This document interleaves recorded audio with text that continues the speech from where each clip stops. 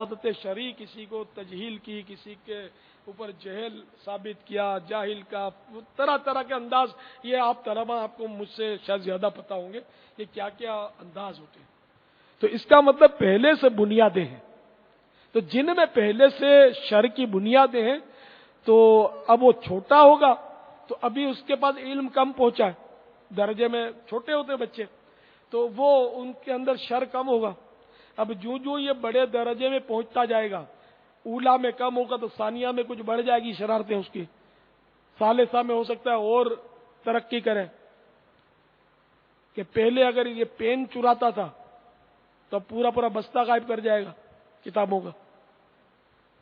پہلے گرا پڑا کسی کا بدنیتی سے اٹھا کر جیب میں رکھ لیتا تھا تو اب جیب میں سے نکالے گا، جیب کاٹے گا. کوئی چیز بھول گیا تو نوٹیں چیک کرے گا، نوٹیں کھینچ لے گا اندر سے. اس طرح کے طلباء ہوتے ہیں، بددیانتیاں کرتے ہیں، چوریاں کرتے ہیں، بعد گندی حرکتیں کرتے ہیں، بے حیائی کے انداز ان کے اندر ہوتے ہیں، درجوں میں شور مچاتے ہیں، سیٹیاں بجاتے ہیں، اس اساتذہ کا پیچھے سے مذاق اڑاتے ہیں، اساتذہ کی نقالی کرتے ہیں، طرح طرح کے ان میں خامیاں نکالتے ہیں.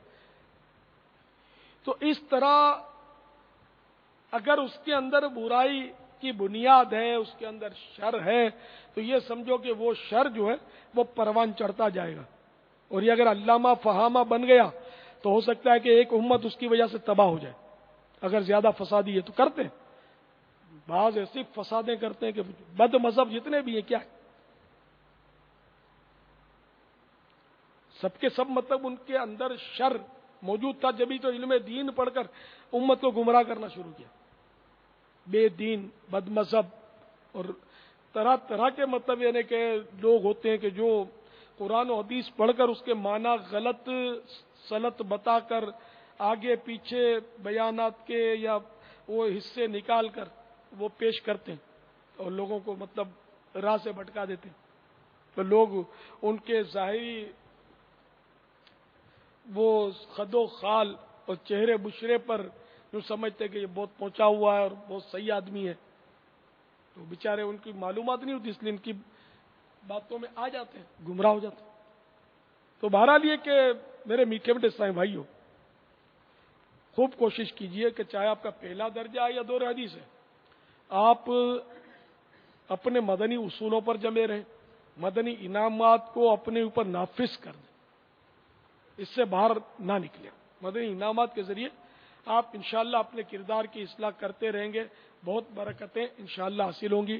ورنہ صحیح بات ہے کہ اگر عالم ہو کر فسادی بننا ہے، امت کو فساد میں مبتلا کرنا ہے، جھگڑے کروانے مسلمانوں کو، تو پھر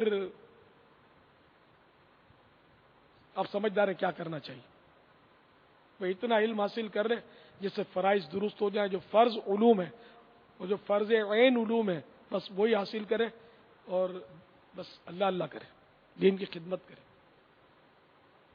ایسا نہ ہو کہ کوئی ٹائٹل آپ کے ساتھ لگ جائے اور اتفاق سے آواز بھی اچھی ہو اور آپ مطلب خدا نہ خواستہ تکبر میں پڑھ کر کوئی مسائل کھڑے کریں، فساد کریں، شر پھیلائیں. تو اللہ کرے کہ ہم ایسے نہ بنیں. اخلاق ہوں اچھے میرا کردار ہو ستھرا اللہ. آمین. اخلاق ہوں اچھے میرا کردار ہو ستھرا محبوب کا صدقہ تو مجھے نیک بنا دے اللہ. محبوب کا صدقہ مجھے تو نیک بنا دے. اچھا دیکھیں یہاں وضاحت کر دوں کہ فسادی عالم سے میری مراد نعوذ باللہ یہ نہیں ہے کہ جو کسی بد مذہب کی بد مذہبی کو بے نقاب کرے کسی کے عقیدے کی خرابی کو مسلمانوں کے سامنے بیان کر کے اس عقیدے سے بچانے کی کوشش کری. یہ نعوذ باللہ فسادی نہیں ہے, یہ تو ہر اس کے لیے تو کار ثواب ہے. فسادی سے مراد یہ کہ جو مطلب دنیاوی طور پر بھی فساد کرتے رہتے ہیں, جو اپنوں اندر میں فساد کرتے رہتے ہیں, میری مراد یہ. باقی یہ کہ جو غلط ہے غلط ہے, اندھے کو اگر کوئی اندھا کہہ دے تو اس کو فسادی تھوڑی کہیں گے. بہرے کو ہے تو جو بہرا اس کو بہرا کہا جائے گا, تو ایسا شخص فسادی نہیں ہے, بلکہ مصلح, ایسا شخص مصلح کہا جائے گا. تو خیر ہمارا جو دعوت اسلامی کا انداز تو مثبت ہے کہ ہم بھی الحمدللہ اصلاح کی کوشش کرتے ہیں امت کی, اور ہمارا انداز جو ہے اس پر ہم چلتے ہیں. تو ہمارے طلباء کو اسی انداز پر چلنا ہے کہ وہ درس دینے ہیں, بیانات کرنے ہیں, مثبت انداز میں اپنا مسلک بیان کرنا ہے, اور مدنی قافلوں میں سفر کرنا ہے, مدنی انعامات پر عمل کرنا ہے. تو اس طرح مطلب یہ کہ ہمیں اپنی زندگی گزارنی ہے انشاءاللہ عز و جل. اچھا دیکھیے, اگر آپ کسی کو مطلب اسلامی بھائی کو بے عمل پائیں, یعنی طلباء کے لیے خاص کر عرض کر رہا ہوں کہ کوئی طالب علم بے عمل ہے, بڑے درجے کا ہے, تو اس پر وہ پھٹ کر کے یہ مت کہہ دینا کہ اس کی سرشت میں ہی, اس کے خمیر میں ہی صاحب وہ شر کا بیج تھا, وہ فلاں تھا. تو یہ سب دل آزاریاں ہوں گی, بدگمانیاں ہوں گی. میرے اور آپ کے پاس کوئی ایسا آلہ نہیں ہے کہ ہم پہچان لیں کہ بھئی اس کے اندر وہ شر کا بیج بو دیا گیا ہے. کیونکہ جس کی فطرت میں اگر شر ہے نا, تو پھر وہ تبدیل نہیں ہوگا. حدیثوں میں یہ مضامین ہے کہ اگر تم مضمون عرض کر رہا ہوں کہ تم یہ سنو کہ پہاڑ اپنی جگہ سے ہٹ گیا تو مان لینا, اور اگر سنو کہ کسی کی فطرت بدل گئی تو یہ مت ماننا. تو جس کی فطرت, میری مراد فطرت سے, تو جس کی فطرت اور سرشت میں شر ہے تو وہ تبدیل نہیں ہو سکے گا. لیکن اللہ چاہے تو وہ ہر شے پر قادر ہے. غالباً اس کی شروعات میں ہے کہ وہ دعاؤں سے بدل جائے یا کسی کی کرامت سے بدل جائے, تو اس طرح ممکن ہے. خیر واللہ اعلم.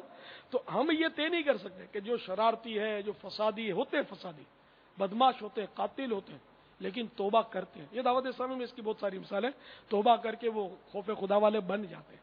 تو اس سے یہی سمجھ میں آتا ہے کہ اس کی فطرت میں شر نہیں تھا, یہ وقتی طور پہ شرور و فتن میں مبتلا ہو گیا تھا, جبھی تو پلٹ کے آ گیا. فطرت میں ہوتا تو پلٹتا کاہے کو. تو اس لیے آپ کسی پر حکم نہیں لگائیں گے کہ اس کی فطرت میں شر ہے.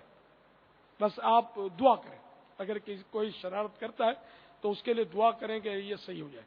بلکہ صحیح بات یہ کہ اپنا ذہن یہی ہو کہ ایک انگلی دوسری طرف اٹھاتے 3 انگلی اپنی طرف آ رہی ہیں, تو میں سب سے برا ہوں. اپنا ذہن یہ ہونا چاہیے, زبان سے نہیں, اپنے ذہن سے بھی اپنے آپ کو برا اور گناہ گار تصور کریں. جب یہ ذہن ہو جائے گا کہ میں سب سے برا ہوں, میں بہت گناہ گار ہوں, تو پھر دوسروں کے عیب ٹٹولنے کی کیا فرصت رہے گی.